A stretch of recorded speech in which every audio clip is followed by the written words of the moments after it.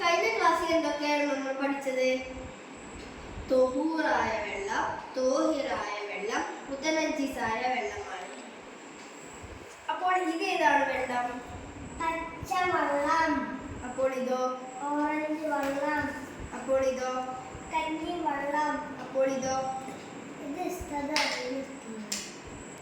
അതുകൊണ്ട് ഞാൻ ഇതൊക്കെ നിനക്ക് പഠിപ്പിച്ചു തരാം കേട്ടോ. ഇതാണ് തൊഹൂറായ വെള്ളം. സ്വയം ശുദ്ധിയുള്ളതും മറ്റൊന്നിനെ ശുദ്ധിയാക്കാൻ കഴിയുന്നതുമാണിത്. ഇതുകൊണ്ട് നിനക്ക് കുടിക്കാം, കുളിക്കാം, അലക്കാം, മൂത്രമൊഴിക്കാം, എല്ലാം ചെയ്യാം. ഇത് നജസ് വൃത്തിയാക്കാം. നിനക്ക് ശൗചം ചെയ്യാം, മൂത്രിച്ചാൽ മനോഹരം ചെയ്യാം, ബാത്റൂമിൽ ഉപയോഗിക്കാം, നിനക്ക് കഴിയുന്നതെല്ലാം ചെയ്യാം. ഇത് രണ്ടുമാണ് തോഹിറായ വെള്ളം. തോഹിറായ വെള്ളം എന്ന് വെച്ചാൽ സ്വയം ശുദ്ധിയുള്ളതും മറ്റൊന്നിനെ ശുദ്ധിയാക്കാനും പറ്റില്ല. അതാണ് ഇത്.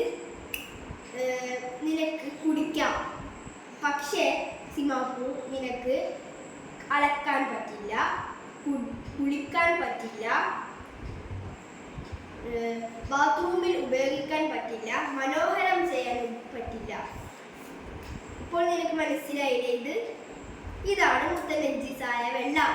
സ്വയം ശുദ്ധിയില്ലാത്തതും മറ്റൊന്നിനെ ശുദ്ധിയാക്കാൻ പറ്റാത്തതുമാണിത്. ഇത് സിമാപ്പു നിനക്ക് ഉദാഹരണമാണ്. ഇതുകൊണ്ട് നിനക്ക് കുടിക്കാൻ പറ്റില്ല, കുളിക്കാൻ പറ്റില്ല, ഒന്നും പറ്റില്ല. നിനക്ക് വേണമെങ്കിൽ ഇത് കുടിച്ചു നോക്കാം.